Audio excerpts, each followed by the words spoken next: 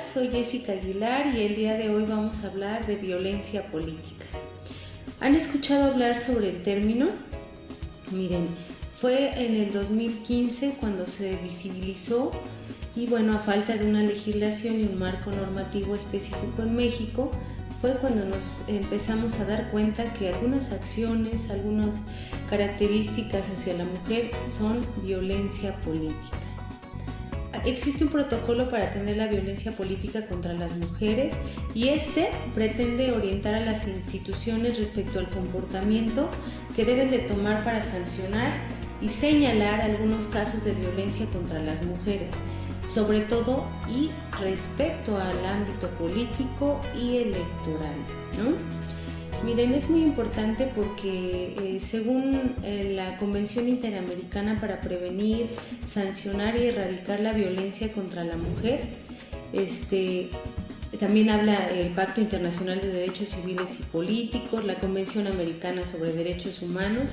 Bueno, es importante reconocer el principio de igualdad, el derecho de los ciudadanos y las ciudadanas de participar en la dirección de los asuntos públicos. Por eso es importante que mencionemos que respecto a este protocolo y a este tema de violencia política, las mujeres tienen derecho al acceso igualitario a las funciones públicas de su país y a participar en los asuntos públicos, incluyendo la toma de decisiones.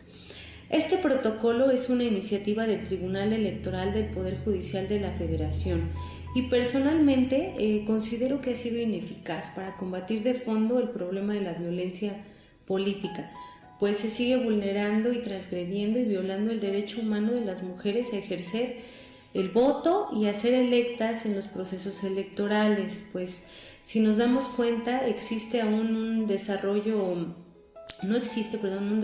pleno de la mujer que le ofrezca oportunidades para estar en la escena política o pública.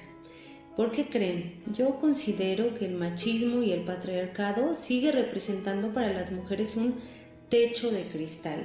¿De qué significa hablar del techo de cristal? Bueno, es decir, que las mujeres alcanzamos cierto rango, pero siempre existe una limitación para acceder a los puestos con mayor poder debido a nuestra condición de género.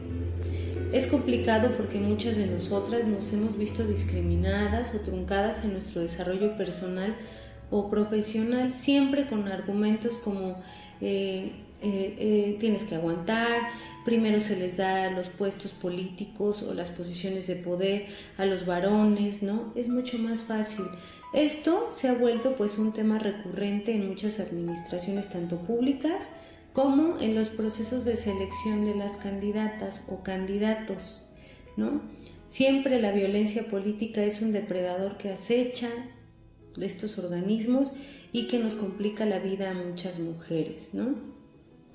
A veces es difícil denunciar esto porque si denuncias te enfrentas a una doble discriminación, es decir, te violentan la persona que te discriminó o no te dejó acceder a un cargo de elección popular o a un cargo en la administración pública, y aparte eres violentada por los compañeros o compañeras que están dentro de las administraciones o de los partidos políticos, porque te dicen que si no accedes o que si accedes también a las posiciones de poder, pues que se debe a algún favor sexual, se debe a alguna relación personal con el líder o dirigente. Entonces sigue siendo violentada. Eso pues complica la situación, ¿no?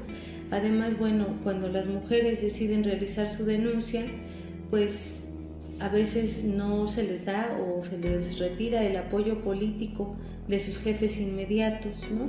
Siempre bajo el argumento central de que o traicionaron o fueron desleales con su partido político, ¿no? Pero siempre es por un tema de género. Hay muchas mujeres que yo he visto en las administraciones públicas que son preparadas, que son eficientes, que son mujeres exitosas y que jamás pues se les ha dado la oportunidad para acceder a algunos cargos, y si bien pues es preferible que se los den a los hombres. También he visto como a muchas mujeres, por el tema de género, cuando escogen el tema de quiénes van a representar en algún municipio, pues se les dan los municipios perdedores, ¿no? No les dejan, por ejemplo, no sé, algún municipio grande en donde la votación del partido político es mayor, sino que las dejan en los municipios en donde hay menor votación, donde se sabe que no tienen una oportunidad para ganar, y entonces pues eso genera que haya un tema de discriminación. Está muy normalizada la violencia política en el ámbito público. Considero que este protocolo es ineficaz porque pues aunque denuncies, bueno, te sientes discriminada, te sientes violentada, tus compañeros o los mismos dirigentes pues te retiran el apoyo. Entonces esto se vuelve un tema de aguantar, de no decir nada, de no pelear, porque bueno, es complicado, ¿no? No hay una cultura de la denuncia. Es difícil que una mujer en política o en servicio público del gobierno pues denuncie este tipo de agresiones, que además son denostaciones claras, no solo por el ámbito o por el tema de género, sino porque pues no se vale, ¿no? Las capacidades de las mujeres no están determinadas nada más por su sexo. Miren, también lo que hacen recurrentemente es que a veces hacen uso inadecuado del presupuesto de los partidos destinado a la capacitación, la promoción, el desarrollo del liderazgo político de las mujeres, y gastan el dinero en otros rubros, ¿no? Y lo justifican en gastos de capacitación o de empoderamiento de las mujeres, líderes partidistas, y a veces los partidos no lo ocupan realmente para eso. Incluso hay inequidad a veces en la distribución de los tiempos de radio y televisión, aunque hay una fórmula por ahí que sí se supone que es proporcional. Obvio que no lo es, ¿no? No es igualitaria, no es proporcional, pero bueno, sea hombre o mujer el candidato, bueno, también es un tema que perjudica a los partidos políticos, ¿no? También hacen registros simulados de candidatas y después renuncian a sus cargos para cederlo a suplentes hombres. Por eso mismo, bueno, ahora la ley contempla que las candidatas deben de ser tanto suplentes como propietarios del mismo género, para que se evite el tema de las Juanitas, ¿no? Hay también alguna obstaculización de la participación de las mujeres en las elecciones, regidas por un sistema normativo más interno, es decir, los partidos sí contemplan la inclusión de mujeres y lo justifican, pero no siempre es real. Lo dicen, pero no lo hacen. Entonces, eso también es un tema de violencia política. Hay ocultamiento de información, represalias por vincularse y defender temas de género y derechos humanos, ¿no? Hay una desestimación y descalificación constante de las propuestas que presentan las mujeres. Normalmente el reconocimiento es fácil por delante, ¿no? Y por atrás las descalifican de su trabajo. Hay mujeres también que han tenido relaciones de pareja, ¿no? De noviazgo, no sé, de otro tipo, intrafamiliares, no lo sé, ¿no? Y cuando terminan esa relación con el líder político o el jefe político que las apoyaba porque tenía una relación posterior, ya deja de apoyarlas, ¿no? Hay un tema de violencia que ya no demerita sus capacidades, su profesionalismo por un tema personal, y le retira el apoyo político en todos los temas, ¿no? También hay temas de agresiones verbales basadas en estereotipos y visiones pues discriminatorias sobre la mujer, ¿no? Como habíamos visto, un caso que tuvimos controvertido, el de Delfina Gómez, que compitió para la gobernatura del Estado de México y fue víctima de una campaña clasista y que la discriminaba por su condición de género, ¿no? Le decían que era el títere de Andrés Manuel, o sea, la ponían como un títere, como si ella no fuera una mujer profesional, como si no fuera una mujer que tiene la capacidad para gobernar, ¿no? Y además la denostaban con adjetivos calificativos muy violentos respecto a su forma sencilla de ser, de vestir y de actuar, ¿no? La minimizaban y la denigraban a través de muchos memes, incluso de dirigentes y líderes nacionales, de un expresidente de la República, ¿no? Que escribió por ahí un tuit donde le decía y se burlaba de su nombre. Entonces, ese tipo de actos pues son denigratorios, son discriminatorios, ¿no? El acto de omisión se dirige a una mujer por ser mujer y pues tiene un impacto además que afecta a las mujeres.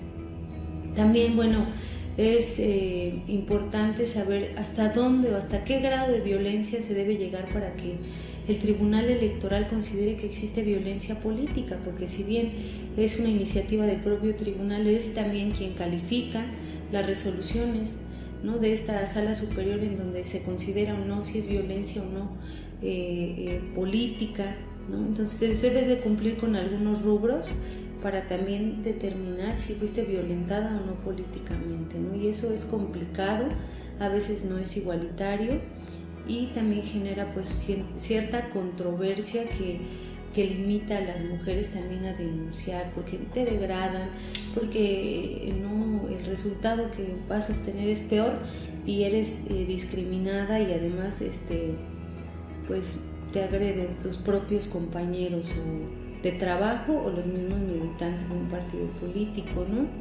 El tema de la violencia política debemos tenerlo muy claro, porque vemos campañas agresivas contra mujeres que las denostan, que las denigran, que las laceran su dignidad humana, y que si bien las mujeres tenemos la misma condición a una vida libre de violencia, a no ser revictimizadas ni agredidas, también somos libres de denunciar si estos actos suceden, y también si consideramos que hemos llegado a nuestro techo de cristal, porque no vamos a acceder a más mientras los hombres nos siguen observando desde arriba, si se nos denosta, o también si los cargos públicos para acceder a ellos implican tener una relación sexual o que se te obligue para poder llegar a él, pues estamos en una podredumbre del Estado, y donde hay una falta de valores, ¿no?, también por parte de los organismos políticos y públicos.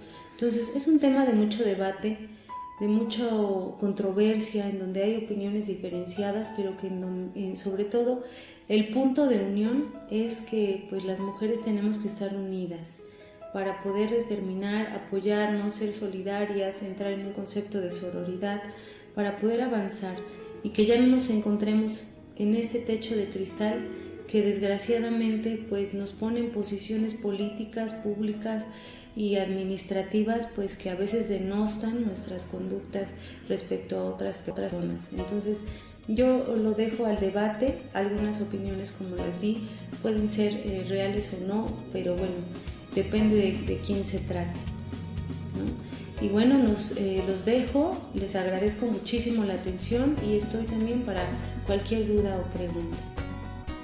Hola.